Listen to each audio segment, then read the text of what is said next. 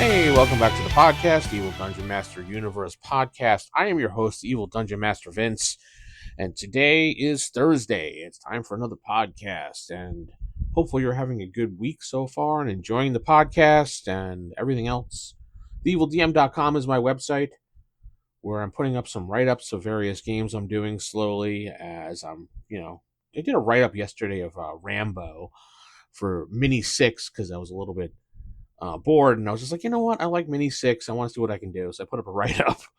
I don't know, random out of nowhere, but that's things I like to do. Ask the DM at theevildm.com.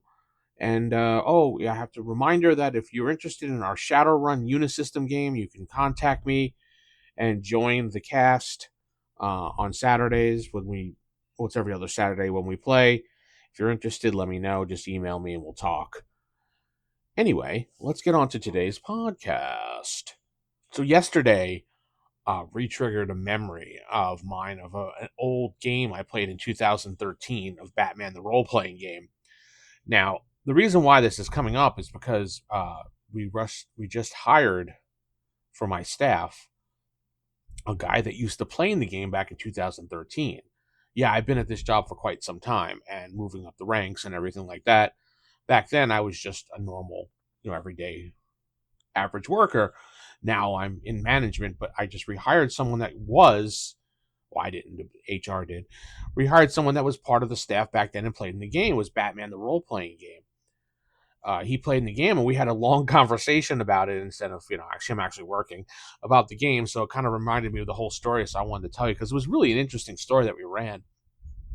And it took me a while to convince people to play during lunch at work. There was a bunch of role players there at work, D&D players that played, back then it was probably 4E or 3E or 3.5, or maybe even Pathfinder was popular back then. I don't really remember. But a bunch of us who were role players had lunch at the same time, so we decided to take up this table in the break room that was quiet, and we would play during lunch. And the boss at the time, who moved on to bigger and better things, liked the idea of his team playing together and role-playing games. He was familiar with role-playing games. He played Dungeons and Dragons in the past, and he liked the fact that we were sitting there doing team building, in quotes. So he approved it. Not that he needed to approve it, because it was our lunchtime. We could do whatever the heck we want. But the approval part came with a bonus of if we needed an extra few minutes to wrap things up because of a story or a combat or something, he gave us a little leeway to do that. He would give us an extra couple of minutes. And of course, we always offered to make it up on the back end by staying a little bit later, because if he gave us the extra time, we would, appreciate it. And it's something you should do. It's only the right thing to do, to be honest. So our party consisted, they did. I ran it. The party consisted of 4 original characters. The first one was Rook, a former cop who turned into vigilante, played by Devin.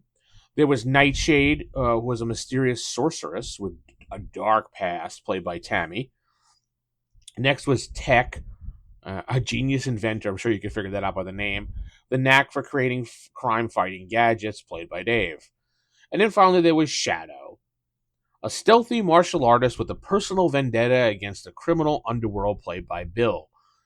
And the criminal underworld was basically anybody that sold drugs and did stuff like that or had gangs, because he decided that his brother had died due to getting involved into that world, so he decided to have a vendetta against the world of the underworld to get revenge on his brother's death. Cool story. Our adventure begins in the alleys of Gotham City, where the group of heroes find themselves entangled in a complex web of criminal activities, each of them independently investigating a string of high-profile heists, only to discover that all the crimes were leading back to a mysterious figure known as the Puppetmaster, a criminal mastermind who had the knack for manipulating others to do his bidding. So to back up here for a moment, I ran a couple side adventures for people as the group was forming, making their characters, to get them in the mood of the game and to see how well they liked the rules overall. It was interesting. As I made up the character, I kind of did like a little intro story of how them investigating it, and I was leading all these things tying into the one story itself. So when we all got together and played, I could say you were investigating this, and they all led to the same mysterious alley that they started the game in. I thought it was an interesting idea, and I've never done that before, and it worked out pretty well. Now, if you're not familiar with the Puppet Master, is an old villain from the 50s for Batman who used thought serum to control people like puppets. So I figured he was such an old villain that no one would know exactly who he was or what he did. I mean, there might be some Batman fans that knew if they were really old school Batman fans. I'm an old school Batman fan, so I knew that. And that's why I looked around and tried to find the most obscure Batman villain for this. So,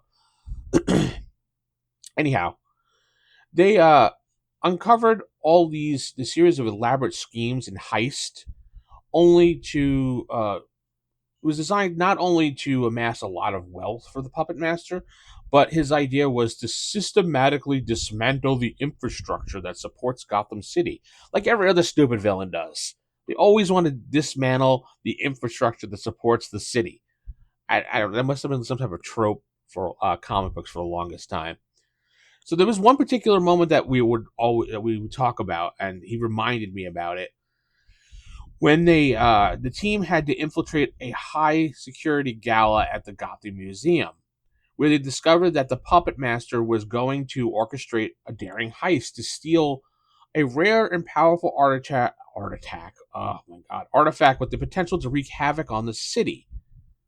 They didn't know what the artifact exactly did, other than it was a jewel from ancient Egypt, had magical powers, but also could be cursed if the person who used it wrong. So they had to go to this gala undercover as their normal people and figure out what the Puppet Master was going to do and how he was going to do it.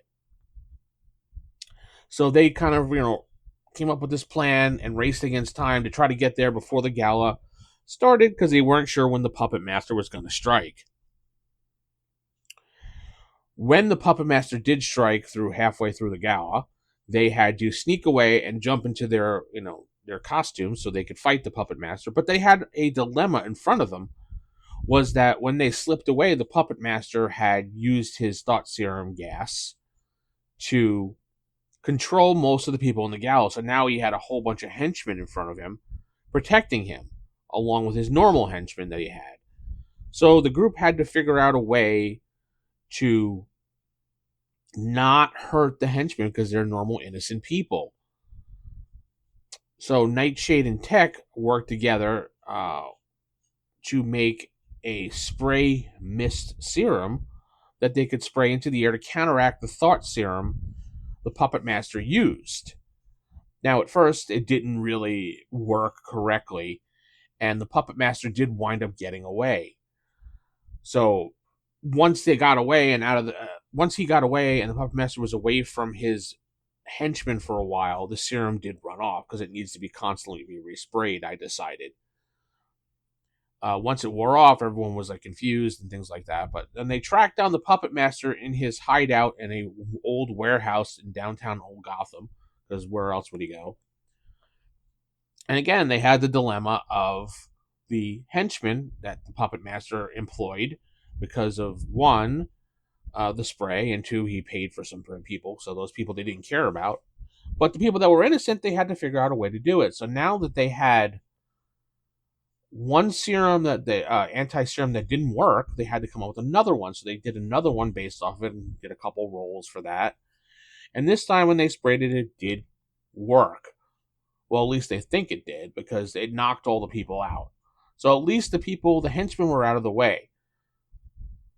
So they had a final showdown with the Puppet Master, who really wasn't much of a villain, as far as he really was just a normal guy that had a thought serum. But I gave him a little bit of ability to fight, so they had some hand-to-hand combat going on. The Puppet Master wound up getting the thought serum off on Nightshade, which made her instantly go against the party. So now they had one of their own facing off against them, using her magic spells and everything against the party. Luckily, Tech had made 2 doses of it this time, enough that he could spray Nightshade and get her out of the whole, thought serum trance thing going on. They finally defeated the Puppet Master and found the jewel, returned the jewel to the gala of the museum, to the museum, and returned the money to Gotham. Though I know that one of them at least thought about keeping some of the money, and that was the Rook, who was a former cop, now vigilante. He thought, maybe we could keep a little bit of it because we need to, kind of support our group here. And the rest of the group were like, no, we can't do that. And moral dilemma of that: should the hero steal the money to support his thing, but that would also make him bad in the sense. So I guess it's a moral dilemma how you want to treat your character, because people like the Punisher and stuff like that, and I think even Red Hood have taken money just to fuel their whole fight against crime. So it was a good gaming group that lasted for, I would say, probably a good year. We did that. And then as one by one, people kind of leave a job or they get promoted and move to different accounts. I got moved to a different account. Some of them got moved to a different account in the company. So for a while, we tried to play online using Skype, and it just didn't work because Discord wasn't around back then. And we had Google Hangouts and Skype, and both of those suck. So we tried it for a little while, and it just wasn't the same. And I didn't like playing online back then because it just gave me a lot of headaches. But I figured out that was just basically glasses and the computer. So now I like playing online. It's a lot of fun. But yeah, so that was how that went. And I've never run another adventure at work again because they stopped. We don't really work together anymore, except we all work from home now and only go into the office very rarely. So we don't play in person anymore. And most of those people are long gone now. Anyway, tell me what you think. Give me a comment below. Subscribe. Share the video. And like the video. And don't forget to check out our live streams on Wednesday, 5 o'clock Central Time. Random Rolls Chat. Also, if you're a member of the YouTube channel, there is the Fireside Chat for members only on Friday nights, every Friday, at 5:05 p.m. Central Standard Time. With that said, I'm going to head out. Keep it original, keep it old school. Good night, God bless, and don't forget, there is no drama, no clickbait, and all gaming on this channel. Good night, everybody.